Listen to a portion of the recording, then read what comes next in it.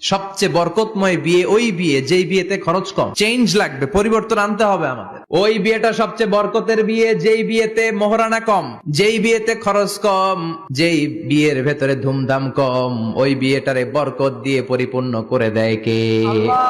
ফাতিমা রাদিয়াল্লাহু তাআলা আনহার সাথে সাইয়েদনা আলীর বিয়ে হলো। ফাতিমাকে যে বিষ্ণু বললেন, আলী আমার কাছে এসে তোমার কথা বলেছে, তুমি কি রাজি? ফাতিমা কোনো কথা বলে না। আবার জিজ্ঞেস করা হলো, কথা বলে না। ফাসাকাতাত, চুপচাপ। তিনবার বিষ্ণুনবী জিজ্ঞেস করলেন, তিনবারই চুপচাপ। আসসুকুতু নিসফুর রিদা, মেয়েদের চুপ থাকা সম্মতির অর্ধেক। জোরে কোন ঠিক কিনা?